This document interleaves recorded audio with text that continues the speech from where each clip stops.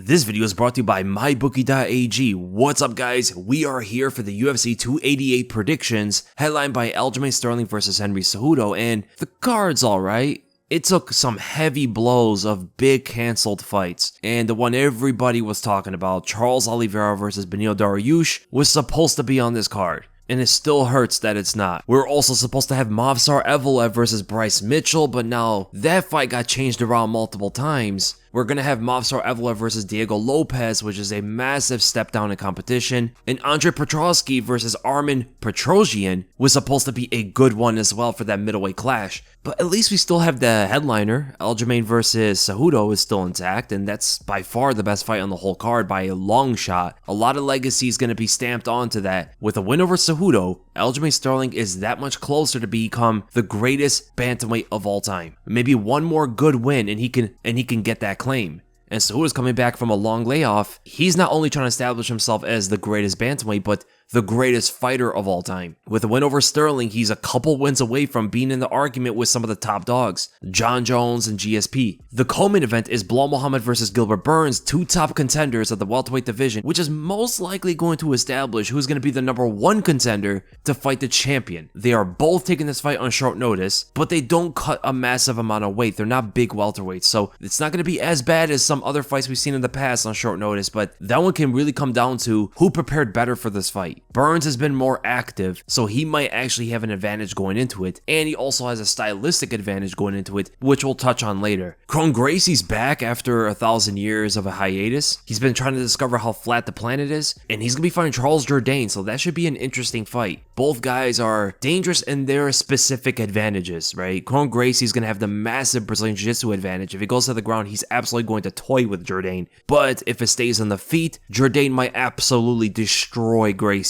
It's pretty simple what the two guys have to do to win the fight, but we're most likely going to see some kind of finish. It'd be crazy if Kron Gracie can actually strike with Jourdain and last for 3 rounds and maybe even win rounds. That would be insane to watch. Dober versus Frevola is an insane fight. That one is crazy. Headlining the prelims. Very good slot to have that fight on. Chaos Williams is on the card, Marina Rodriguez is on the card, Braxton Smith is an interesting heavyweight. We'll see how his knockout power can actually show up in this heavyweight division. And the most interesting inclusion of UFC 288 is Ikram Aliskerov. For people who don't know who that is, this is the guy that gave Khamzat Chimaev his toughest fight before Khamzat fought Gilbert Burns. Yeah, this is the guy that defended all of Khamzat's takedowns and then eventually got knocked out by the uppercut. And he's going to be fighting Phil Haas, so this is not an easy fight for his UFC debut, but he definitely is a big favorite going into it. And he's absolutely the prospect of the night. Ikram Aliskerov has all the talent to be a full-fledged middleweight and give a lot of these guys big-time issues. And he's going up against one of the better wrestlers of the division, so it's going to be really interesting to see how his grappling and his striking is going to deal with a powerhouse and a good technical wrestler like Phil Haas. The fighter of the night, I would have to say, is Henry Cejudo, for the main fact that he's coming back from a long layoff and he's a legend of the sport. He's never lost a belt, he's coming back to reclaim what's his, and he is the biggest name of the card. The stake of the night, the fighter that's in hot waters, is Zhalgas Zhumagulov, who is currently on a 3-fight loss streak. Some of those really close split decision losses, and overall 1-5 in his last 6 fights. If he loses this one, that might be it for him, man. He might get cut. The banger of the night, the most explosive, fun fight, is absolutely Dober versus Frevola. That fight is going to be insane. Two guys that go for the knockout, and two guys that love forward pressure, technical brawls, man. Can't wait for that one.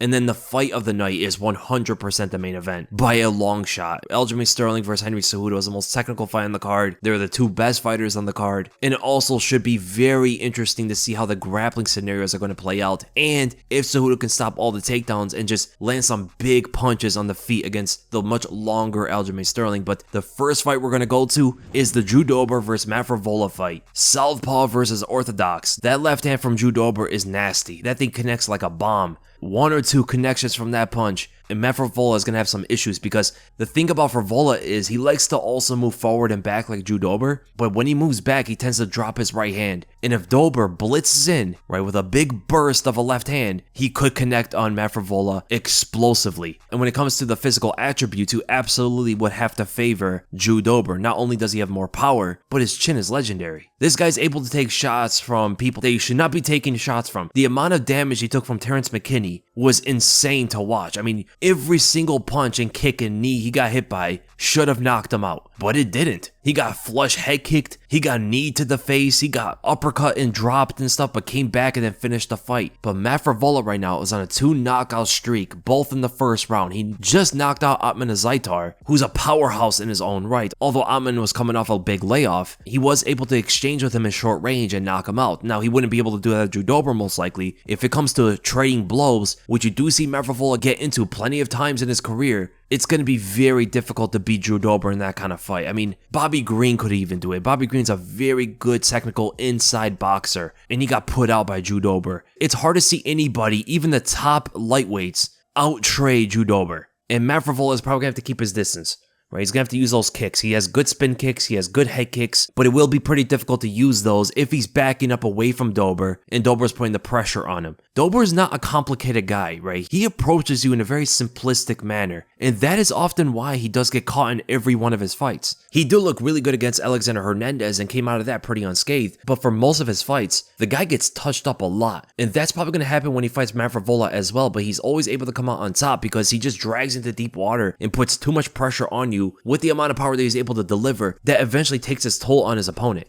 Matt Frevola is one of the more dangerous fighters when it comes to inside close range exchanges, but that's where I ultimately see Dober winning this fight eventually, landing that big left hand of his, and I'll say actually getting a 3rd round knockout. So I'm going to go Dober in this one. He's going to get touched up, he's going to get hurt, but I see him getting that late knockout. And then we go to the co-main event. Belal Muhammad versus Gilbert Burns. We talked about this fight before in other videos, and the thing that was really interesting to see after some research is that these two guys do not weigh that much. Burns used to walk heavier. There was a time where he was walking from 200 to 205 pounds, but he slimmed down a bit, right? He's dropped his weight in between camps and is closer to fight shape. And that's probably why you see him so much more active these days, because he wants to take up these fights and not keep draining himself with the weight cut. So now he's walking around like 185 to 188, which is really good to take short notice fights like this. But it's interesting to see that Belal Muhammad is also weighing like 185, and he had an issue originally for fighting at 170. And I don't know what that was all about, because there was a bit of back and forth on what weight they wanted to fight each other. Gilbert Burns wanted to fight at 170, but Belal wanted to fight at a heavier catch weight. With all that aside, I do favor the preparation of Gilbert Burns for the fact that he just came off a win. He just came off of dominating Jorge Masvidal a few weeks ago. He's going right into a fight with Belal Muhammad, who's actually doing very well. He's on one of the longest win streaks of the welterweight division right now, but he's not as active as Burns is. He didn't just come off a training camp. So Burns right now at least feels the after effects of the training camp he was in a few weeks ago. He's just going to ride off of that and continue what he was doing. Because the thing about Belal Muhammad is he's another well-rounded fighter. Jorge's pretty well-rounded, and so is Belal Muhammad. Belal is not as dangerous when it comes to his striking, but he's more capable when it comes to mixing up his wrestling than Jorge is.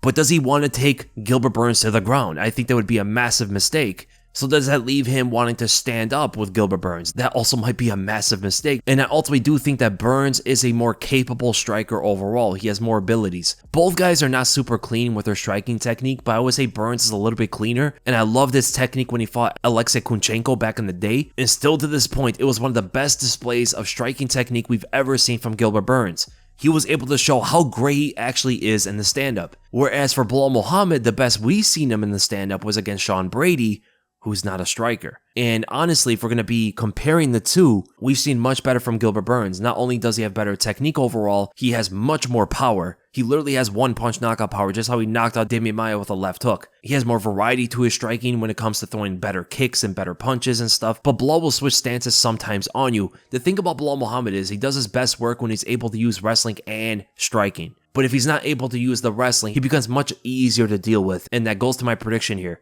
I absolutely have to go with Gilbert Burns. I think he's too dangerous overall. I think he can even take Belal Muhammad to the ground and submit him. Currently, he's the best Brazilian Jiu-Jitsu artist in the welterweight division by far. He has solid wrestling, comparable to effectiveness of even Belal's, and it would not surprise me if Burns is even a better wrestler than Belal. I see too many advantages for Gilbert Burns to not go with him here, from being active to the preparation to the style of the fight. So I'm going to go with Gilbert Burns, and I'm going to go by a decision win.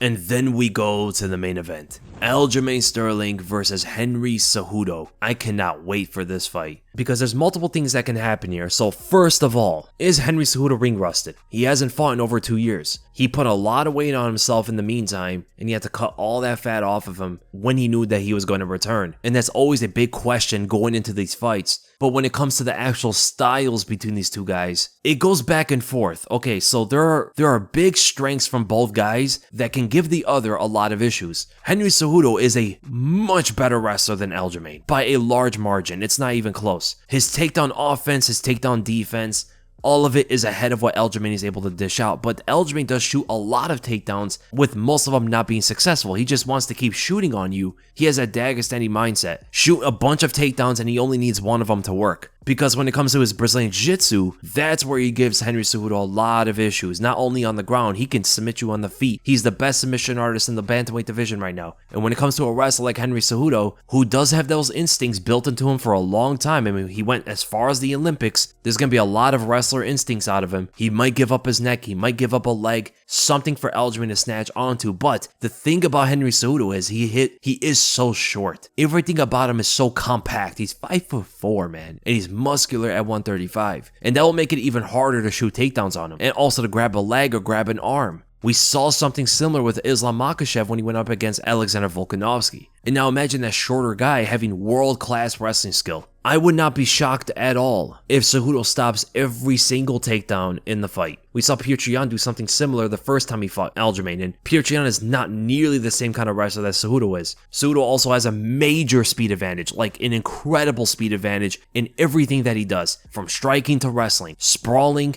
to moving away from punches. So what I will say here is, if the fight goes to the ground, Cejudo can be in some trouble there. But if he's able to stop the takedowns, now he has to deal with Aljamain striking. But we've seen time and time again, Aljamain does his best work when he mixes up his striking overall, from the boxing, from the long range, awkward punching angles, to teeps to the body, to head kicks, and then into takedowns. He is so much of a better fighter when he's able to mix it all together. All of his late big wins are by mixing up the striking with the wrestling, but ultimately trying to get the fight to the ground and dominating through positional work, and then chasing for the submissions. Now, he's most likely going to be physically stronger than Cejudo, but at that level of wrestling, you're going to probably need much more than a strength advantage in order to get the kind of positions that you want. But if his wrestling gets shut down, and Cejudo starts taking better positions on Aljamain, and finds openings to land big, meaningful punches, this fight could be over very quickly. Cejudo has a lot of power, man. Definitely hits harder than Aljamain. And the speed that he's able to fight with, moving on that linear line for the right hand, I can see where Cejudo's able to move away from one of the punches from Sterling, and then blitz right in there, catching him with the right hand, because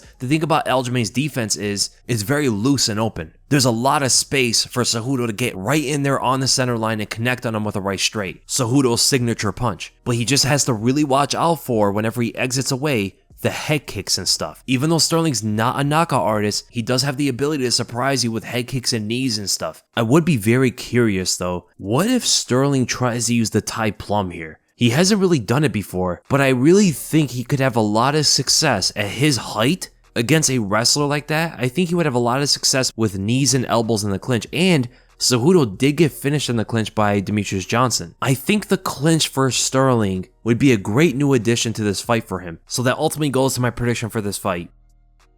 I am going to go with Henry Cejudo. So the inactivity and also being a little bit older than Sterling can actually be his biggest undoing of the fight. But when it comes to actual styles and the skills of it, on paper, it absolutely favors Cejudo. If he can stop the takedowns, he should be able to outstrike Aljamain Sterling. He just has to watch for the head kicks and stuff and be mindful of the jabs. I mean, he's had to deal with much scarier strikers like a prime Marlon Moraes, TJ Dillashaw, and evasive strikers like Dominic Cruz, stuffing that guy's takedowns as well. He's only been technically taken down once in his entire career, but it wasn't even like anything really. Whereas we've seen Aljamain's takedowns get stuffed completely before. So I'm going to go with Henry Cejudo, and I'm going to go by a 4th round knockout. And what's really good to look at right here, you don't see this too often, the main event, Sterling versus Cejudo, is pretty much a pick'em. You rarely ever see even odds in a title fight, and that means everybody can win big on this. If you go to mybookie.ag and pick the guy you think is going to win, do you think Sterling's going to strangle him or win by a decision on points? Or will Cejudo's wrestling be too much defensively to where Cejudo will start picking him apart on the feet? I'm telling you guys, you cannot miss this. Even odds title fight is very rare, and even the co-main event, look at that, Gilbert Burns and Belal Muhammad, it's pretty much a pick'em. I really do favor Gilbert Burns on this one. I honestly look at that as a steal. I think Jessica Andrade is a good favorite. Of course, Movsar Evloev is pretty much a lock-in. I mean, he's a minus 900. Big step down in competition now. He was training for a much better fighter in Bryce Mitchell. I think Devin Clark has a really good chance of beating Kennedy Nzechukwu through his wrestling. But Kennedy is very tenacious. He has pretty good power in his striking. He's very tall and long. It's much more competitive than I think the odds are given that one. I think Marina Rodriguez is a very good favorite. In fact, I would say she's the best favorite to bet on, other than the close pick'em fights. And if I were to pick the dog, I probably would look at Devin Clark. I'm not super confident, but I do like the odds against him, and Kron Gracie too. Other than those two, it's going to be tough for the underdogs on the card. So when you guys are capitalizing on these odds, pick the fighters that you think are going to win. Make sure you take advantage of MyBookie's sign-up offer, where they will double your first deposit all the way up to $1,000. So if you put 10, they'll match your 10. If you put 50, they'll match your 50. All you have to do is use the promo code WEASEL, that's WEASLE, to take advantage of MyBookie's sign-up offer. They're of course going to have the rollback withdrawal requirement. Make sure to go to mybookie.ag today, where you can win big as the odds are shifting a bit. And that's the end of the predictions, guys. I hope you guys enjoyed it, and if you did, make sure to give this a thumbs up. If you enjoy my content, make sure to subscribe, and I'll see you guys in the next video.